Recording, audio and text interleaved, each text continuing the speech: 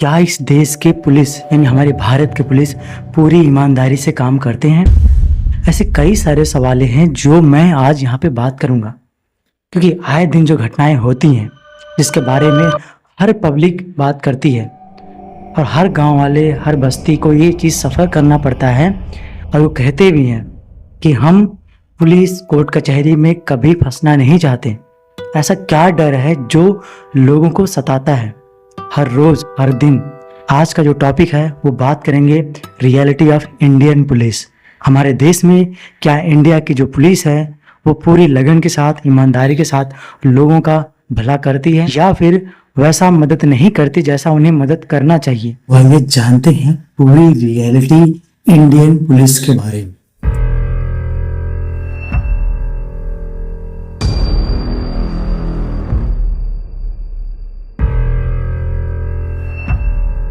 देखो, जिस तरह से सिक्के के दो पहलू होते हैं और जिस तरह से चादर में मिट्टी भी लिपटी हुई होती है, उसी प्रकार नेचर में नेगेटिव और पॉजिटिव दोनों ही एग्जिस्ट करते हैं। तो नेगेटिव और पॉजिटिव इंसान दोनों ही रहते हैं इस सोसाइटी में, इस समाज में। तो हम डायरेक्टली ये किसी को ब्लेम नहीं कर सकते कि सारे के सारे बुरे ही हैं, क्योंकि मैं इस पे ऑलरेडी कई बार कह चुका हूँ कि हम किसी को डायरेक्टली ब्लेम नहीं कर सकते कि सारे के सारे ही बुरे हैं। उसमें अच्छे भी होते हैं, बहुत अच्छे भी होते हैं, और कुछ उसमें बुरे होते हैं, बहुत ज्यादा बुरे भी होते हैं। लेकिन एक गंदी मछली पूरे तालाब को गंदा कर सकती है, ये कहावत तो आप लोगों ने सुना ही होगा। तो उस तालाब पे सफाई करने के बजाय हम उस गंदी मछली को बाहर निकाल क्यों नहीं फेंकते? ये समाज पूछता है कि अगर कोई ये गलत है तो उसे हटाया जाना चाहिए। अगर आप जानते हैं कि वो इंसान हमारे ही तालाब में गंदगी फैला रहा है तो हमें उस पर एक्शन लेना चाहिए, बल्कि उसका हमें समर्थन नहीं करना चाहिए, उसे पनाह नहीं देना चाहिए। जबकि ऐसा किया जा रहा है, उस मछली को बाहर निकाल के फेंका नहीं जा रहा है।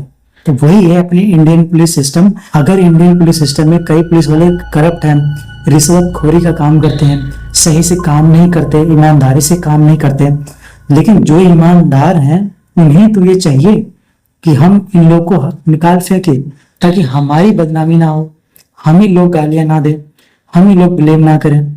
तो इससे अच्छा है कि जो बुरे हैं उन्हें हम निकाल फेंकें, लेकिन ऐसा नहीं करते। उन्हें पनाह देके अपने तालाब में रखे हुए हैं और इसकी चपेट में जब भी कोई पब्लिक गांव का उस तालाब में पानी पीने जाता है या फिर नहाने जाता है तो गंदा तालाब होने के कारण वो बीमारी से ग्रस्त हो जाता है। आप समझ रहे मैं क्या कहने की कोशिश कर रहा हूँ? अगला सवाल ये है, क्या पुलिस वाले सिर्फ पैसों वालों के लिए काम करते हैं? क्या सिर्फ पैसों वालों की ही सुनते हैं? क्या पैसे वाले अपना काम इजीली करा लेते हैं, सोर्स पानी लगा के? जिनके पास ज़्यादा पैसा होगा वो इजीली अपना काम करवा लेते हैं, लेकिन जिनके पास पैसा नहीं होगा वो शोषण का शिकार हो जाते हैं। पुलिस उनके साथ बर्बरताव व्यवहार भी करती है, रिस्पेक्टफुली बात भी नहीं करती, उन्हें गाली गलौज तू मैं करके बुलाया जाता है। जो गरीब होते हैं, जिनके पास पैसे नहीं होते हैं, लेकिन जिनके पास पैसे होते हैं, जिनकी पहुंच ज़्यादा होती है, पैसे वाले होते हैं, उन्हें सर आप आइए यहाँ बैठिए, यहाँ तक कि उनके साथ चाय पानी भी करते हैं। ये जो पुलिस है, ये जो प्रशासन है, ये किसकी बदौलत बनी है? जनता की बदौलत ना। जनता ही तो टैक्स पे करती है ताकि पुलिस सिस्टम जो काम करे उनको सैलरी मिल पाए, जो सैलरी मिलेगी उनके घर परिवार चलेगा। ये जो पुलिस वाले हैं ये किसी के भाई होते हैं, किसी के पिता होते हैं, किसी के दादाजी होते हैं, किसी के रिश्तेदार होते हैं, किसी के कोई भी रिश्तेदार हो सकता है, कुछ भी हो सकता है, ठीक है। तो ये जो पुलिस वाले ये आम जनता के अंदर ही रहते हैं, ये अलग नहीं है। बस ये अलग उन्हें जॉब मिली है जो कर रहे हैं, उन्हें जो जॉब मिली थी वो पब्लिक की सेवा करने के लिए मिली है, मदद करने के लिए मिली है, बल्कि ये नहीं कि उनकी शोषण करने के लिए मिला है। गरीब अगर अपनी परेशानियां लेके पुलिस थाने जाता भी है तो उसकी एफआईआर नहीं लिखी जाती है, चाहे वो कितना भी गिड़गिड़ाए या फिर रोए, अपनी सारी प्रॉब्लम के बारे में भी बताए, फिर भी थाना में पुलिस वाले एफआईआर नहीं लिखते हैं। यहाँ तक कि ऐसे कई सारे केसेस आते हैं जहाँ पे पुलिस वाले गलत व्यवहार भी करना स्टार्ट कर देते हैं, तू मैं करते हैं, गाली गलौज भी करते हैं, यहाँ तक कि उन्हें थाने से बाहर भी निकाल देते हैं। तो उन्हें अगर कोई गरीब है, उनकी पहुंच नहीं है, तो उन्हें कई सारी चीजों का सामना करना पड़ता है। लेकिन दूसरी तरफ जहाँ पे पैसे वाले हैं वो उनका काम इजीली हो जाता है, पैसे लगाते हैं, सब कुछ हो जाता है। अगर पुलिस को सरकारी सैलरी मिलती है तो उन्हें अलग से पैसे की जरूरत क्यों पड़ रही है? ऊपर से पैसे कमाने की उन्हें लालच किसने दिया? ये कहाँ से आई, ये कहाँ से शुरुआत है, इसके पीछे कौन लोग हैं। हम आए दिन देखते हैं कई सारे इसमें बड़े से बड़े ऑफिसर भी शामिल होते हैं, हर कोई पैसा खा रहा होता है। कुछ पुलिस वाले किस तरह से केस को मैनिपुलेट करते हैं, किस तरह से घुमाने की कोशिश करते हैं बिना एफआईआर लिखे, उसका मैं एक एग्जांपल देता हूं जो मेरे परिवार के साथ खुद हुआ था। मेरी बहन, मेरी माँ, मेरे कुछ चाची के घर के लड़कियां, मेरी भांजी लोग एक दुकान में शॉपिंग करने गए थे। वहां पे एक आदमी आता है, परफ्यूम खरीदता है और परफ्यूम जो है मेरी भांजी के ऊपर मारता है, मेरी बहन के ऊपर ऐसे तो मेरी बहन को बहुत ज़्यादा गुस्सा आ जाता है और वो कहती है क्या कर रहे हो, बिना पूछे कैसे से परफ्यूम मार दिया मेरे ऊपर।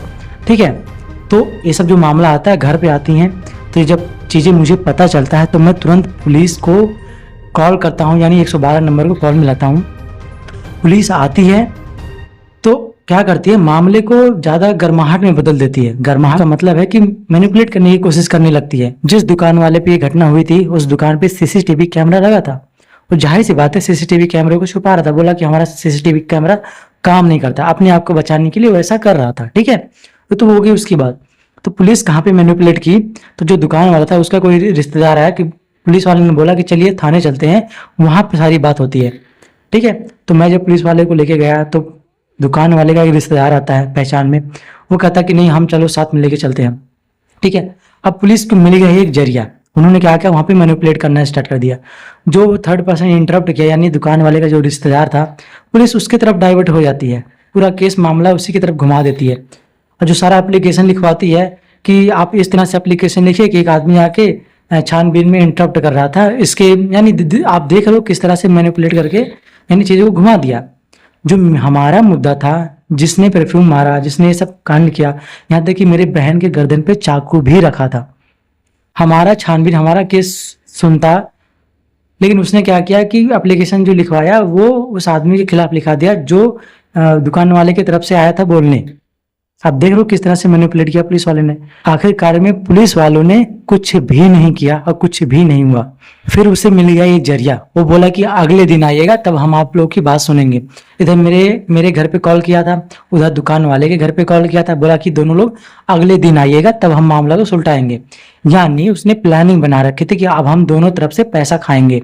ठीक है, अब एक दूसरा केस सुनाते हैं। मेरे मामा के यहाँ घटना थी, जमीन का विवाद था। तो उनके घर के सामने ही कुछ लोग रह रहे थे, तो वो जबरदस्ती जमीन को कब्जा करने की कोशिश कर रहे थे। मेरे मामा लोगों ने पुलिस को बुलाया। ठीक है, लेकिन पुलिस वाले के पास ऑलरेडी वो लोग पहुंच चुके थे और वो पैसा खिला चुके थे। ठीक है, और फिर वो पुलिस वाला आता है मेरे मामा के पास, कहता है कि आप मुझे इतना पैसा दे दीजिए, मैं आपका काम करवा दूंगा। जबकि पुलिस वाला जो था सेकंड पार्टी से भी पैसा लिया, इधर मेरे मामा से भी पैसा लिया और काम किसी का भी नहीं किया। तो इस तरह से पैसे पुलिस खा रही है और इस तरह से काम करती है। अब बताइए इस सोसाइटी में कितना बड़ा इम्पैक्ट पड़ता है। यहाँ पे कौन गलत है, रिश्वत देने वाला है फिर रिश्वत लेने वाला? यहाँ पे दोनों गलत है, ऐसा सिस्टम हमें बताया जाता है, ऐसा कहा जाता है। लेकिन जो मछली गंदी है उसे निकालेगा कौन? कौन करेगा तालाब की सफाई?